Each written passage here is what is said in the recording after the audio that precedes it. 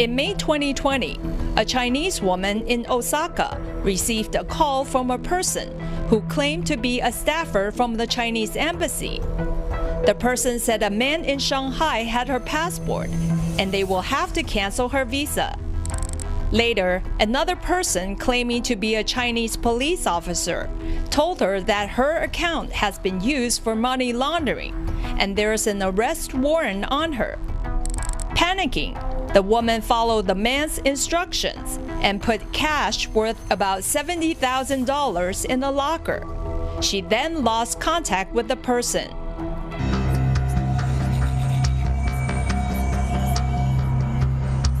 Taiwanese behind phone scams that swindled tens of millions of dollars out of victims from around the world.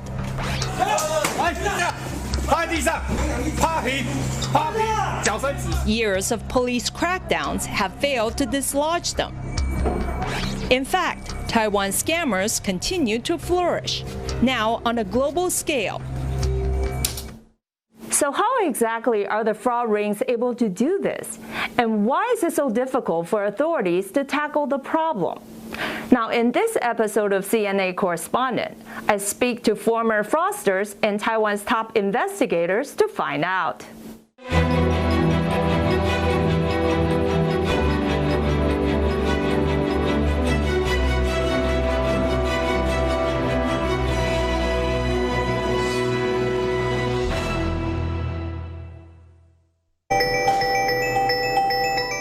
A typical scam phone call to trick victims into wiring money.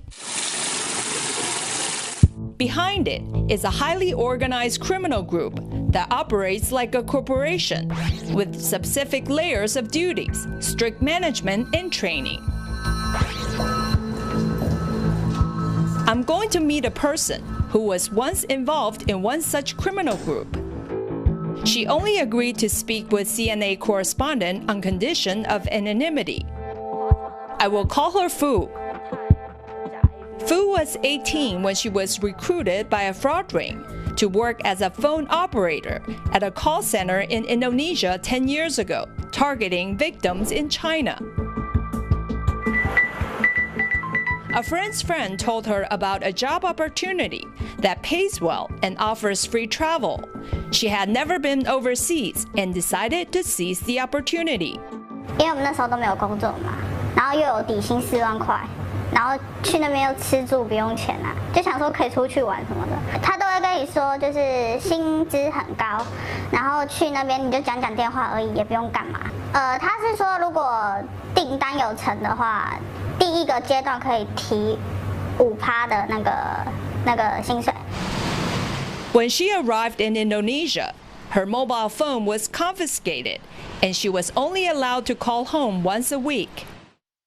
She lived in a bungalow with a group of other operators and began her training to scam people. 有他们会印一本剧本出来，然后你就每天要在那边练，因为你又不能练得太熟悉，因为他会觉得说这样很假，像机器人在讲话。然后每天下班之后，就是晚上就会开始上课，然后会跟你讲，而且他们会就是在你讲电话的时候会装那个录音笔，然后到了下班之后就是会播放出来，然后就看你哪里有错。And here's one of her scripts that she had to remember by heart. 您的电信这边好像有欠费多少了，然后没有缴，然后您要赶快去缴什么的。那他一定会说他有缴钱啊，而且他是包月还是包年的。然后我就会跟他说，就是会跟他讲，那你有可能就是讯息被人家盗办了这支电话，那你要赶快去报警。然后我就协助他报警，就是把他转到就是我们的第2阶段那边。An operator is among the lowest ranks in a phone scam ring. Higher-level scammers, known as the second and third line, are paid more because they're tasked with getting victims to spill the beans about their financial details and hand over their hard-earned savings.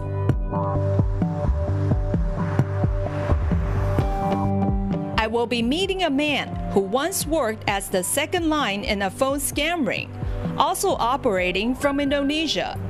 I will call him Wu.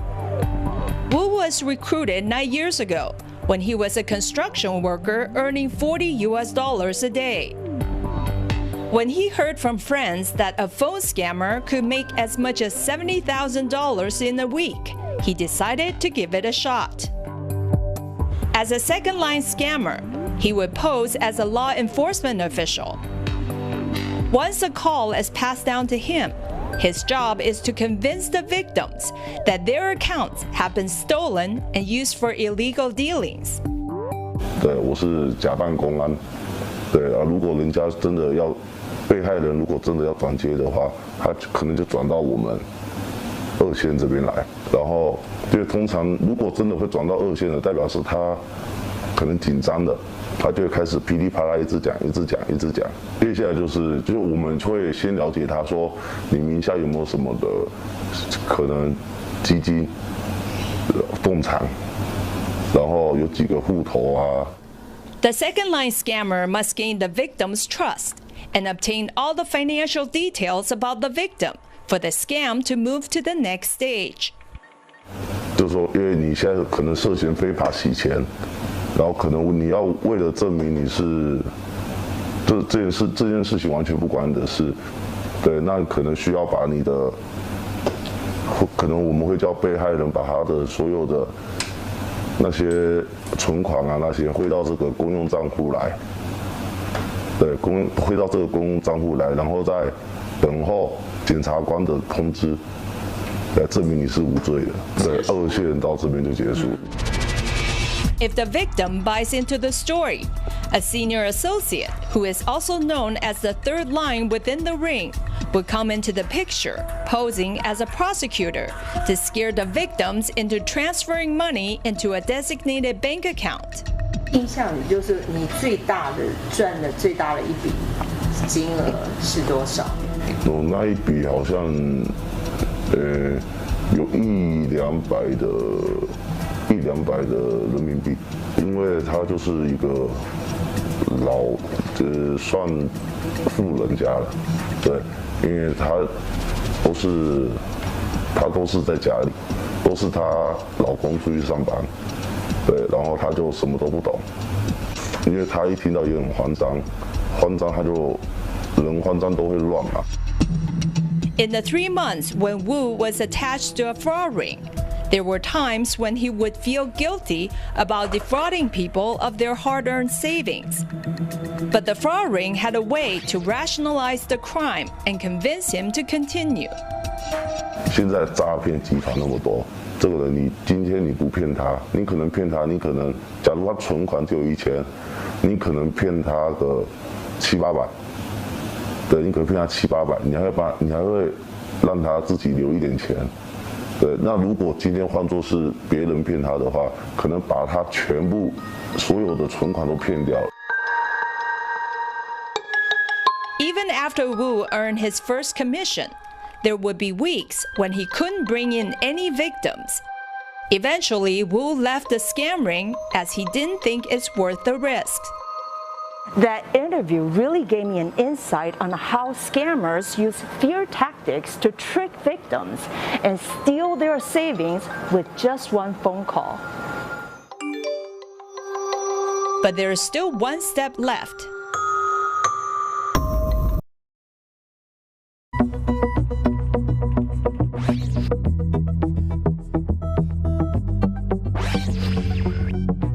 Twenty-one-year-old Leo played the role of a courier or 车手 in a phone scam. He worked for a scam ring 4 years ago to collect money from the ATMs or directly from victims.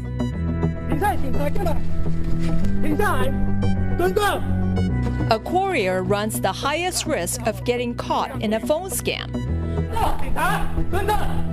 But the job requires the least training, and they will usually get a 3% cut from the money collected. 就是主要就是给你一只手机，方便你跟机房联系。对，那就是我们就是等候指示嘛，那只就会打电话来，就会跟你讲说，几点几分，在哪里。对，然后我们就是按约定时间跟被害人那边碰面。 Leo said he was not allowed to contact the victims directly, but only to pose as an errand boy, sent by authorities to collect the package, including cash and ATM cards. 我们要直接去到被害人家里了，对，那就是跟他讲说是法院派来的书记官实习生这样，说要来收开庭的证物，对，那实际怎么样，他们也不会多问，因为就可以感受到他们是很紧张的状态啊，所以他们很急着想要把东西赶快给我。 Leo was caught by the police only 1 month into the job and served at a juvenile detention center for a month. Data shows that police have captured nearly 400,000 Taiwanese scam suspects in the past 20 years. More than half are under the age of 40. Phone scams have been happening in Taiwan for more than 20 years, but there are still people falling victim every day. In 2020, nearly 37,000 Taiwanese fell victim to scams, including phone scams. 那个在这个环保袋上面就是有这个 logo 丑丑的鸡蛋糕的这个。 Among them is Edison Lin, a YouTuber in Taiwan who has some 300,000 followers. 好不好？然后跟大家分享一下。 The 25-year-old never thought he would become a phone scam victim. 然后那一通电话告诉我说，我在去年的某一个时间点，就是有到元烧这家餐厅去消费过，然后他们因为就是有我的这边的就是信用卡的资料，然后不小心帮我多扣除了一笔款项，然后又加上那个店长他的语气是很着急的，然后一直在跟我抱歉的感觉，然后他完全的取得我的信任，就是我完全没有去怀疑他是诈骗集团。 Shortly after, Edison received another call from a bank teller instructing him to access his online banking account to cancel the payment. But as soon as he hung up the phone, he realized more than $18,000 was wired out of his bank accounts. 可是我现在回头想，当然会觉得这好像是一件可以避免的事情，也会觉得自己很愚蠢，就是怎么会犯下这样的错误？可是，在那个当下，真的就跟着他在他的情境里面操作了。我们会说对不起。如何？我们是真的被骗了50万，我正在被他诈骗害。 Edison made a YouTube video to talk about the scam and received a flood of responses. 有好多人偷偷的私讯我，跟我说他们也被骗了，他们甚至被诈骗的金额比我更大，当时也忧郁症，或是甚至比我更严重。就是这些人，他们连甚至去警局备案的一些勇气都没有，他们觉得这是一件很丢脸的事情，甚至不敢跟家人、不敢跟他的朋友说。那当然是。He said he's focused on recouping the losses by working harder. 睡眠的时间大概一天4到5个小时，对，然后一天工作的时间基本上除了睡觉之外，其他全部都在工作了，大概会到这样是多少？大概会到17、18个小时，有可能被诈骗这件事情，我希望可以更快速的可以让我减轻一点自己的债务，这样子。 On top of his video company and a small business selling street food, he also works as a property agent, hoping to quickly cover the financial hole. Time now may be tough for Edison, but he expects he can pay off his debt soon, given his young age and hard work.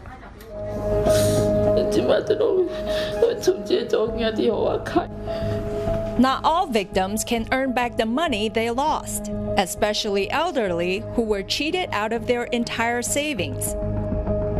This old lady in Tainan was told that her identity had been stolen by fraudsters, and she had to transfer all her savings to a court for safekeeping. So she did what she was told by giving the money to a person who claimed to be from the court before she realized it was a scam. 我就讲你唔当假骂，妈你是安怎讲安尼？我讲嘿，我做唔对的代志，我食老食到真，欠伊遐钱都无。 In the past 2 decades, nearly 720,000 Taiwanese became victims of scams, including phone scams based on police data. Professor Liao Youlu from Central Police University said many people continue to fall victim to phone scams because the society is struggling to keep up with the pace at which criminal groups are updating their tactics. 他们会一直随着那个我们讲做时事哈，就是现在的情况哈，然后来一直在做进化、做改变。哦，譬如说我刚才提到那个灾难啊，现在用赈灾啊，现在在交税，就用退税的名义哦，然后那个现在疫情也有用疫情的方式在骗的也有。 Critics said Taiwan's punishment for such offenses had been lenient. Professor Liao is among those who advocated for tougher laws to deter potential offenders. 以前我们有统计啊，甚至可能就是只有那个易科罚金而已，就是不用关。然后这几年开始，我们慢慢也把它认为是属之犯罪。 哦，所以刑度有在加重啊，不过我们是觉得还没有达到那个威吓的效果。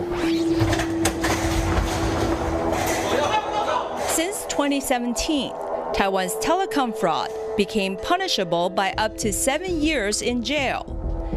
Critics say it's still too lax compared to the Chinese law, under which fraudsters could face up to life in prison.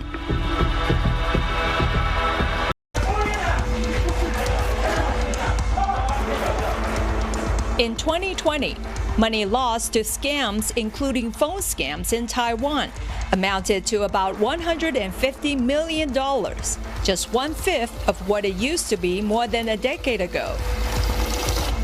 But the falling numbers coincided with an overseas expansion of the presence of Taiwan's fraud rings.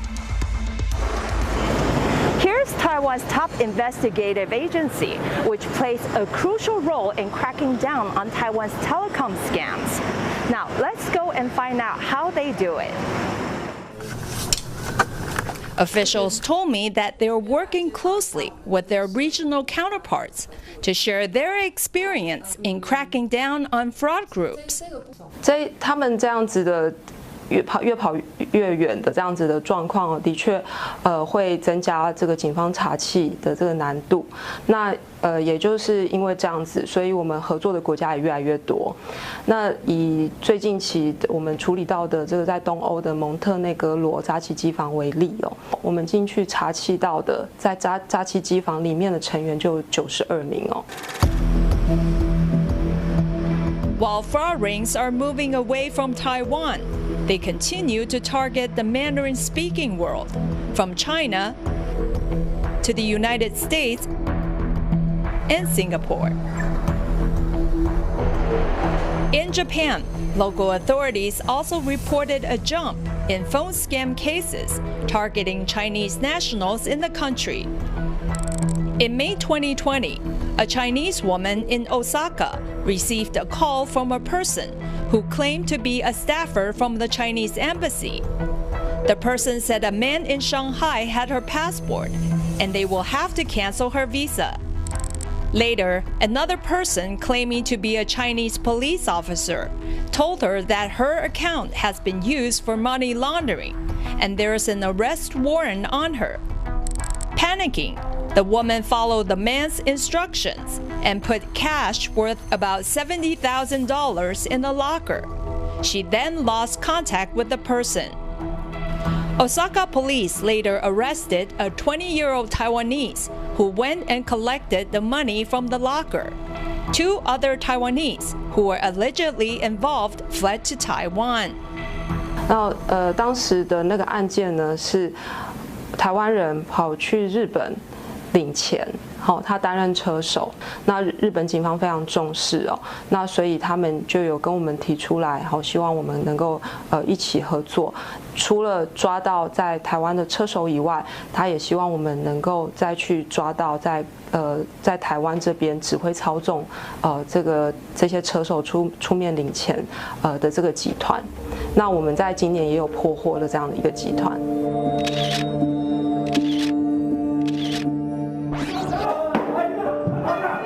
In the last past 20 years, the Criminal Investigation Bureau handled nearly 400,000 local scam cases, including phone scams. 这个165系统，它是把所有全国受理到的这个被害人的资料集中在一起，那便利这个警方来去针对这些资料去截取我们需要的资讯，对于警方侦破或者是主动去找到相似诈欺手法，然后来去主动破获这一类的这个集团，这样子的运用是非常方便的。I want to find out more about the challenges facing the police in their fight against fraud rings. CIB's official Li Yangji told me that while the Bureau managed to solve 98% of the fraud cases in recent years, he admitted that those who got caught were mostly low-level ring members, like those tasked with collecting the money from victims. In most cases, the masterminds behind these fraud rings remain at large.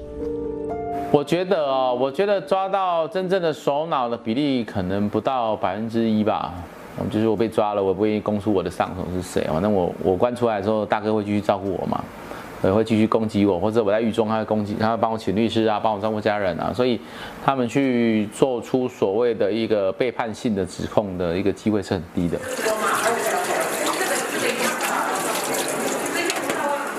Following his capture 4 years ago, former fraud ring member Leo has repented from his old way. 你会有什么建议给这些年轻人，还有这些受害者？我觉得就还是大家观念要普及啦，对啊，因为还是有很多人不理解，现在就即便用很传统、很老套的方式去诈骗，还是会有很多人会上当，对啊，所以可能就是大家的防范的意识要再更强烈一点，对，那也是要更冷静。So beware next time an unknown phone call shows up on your phone.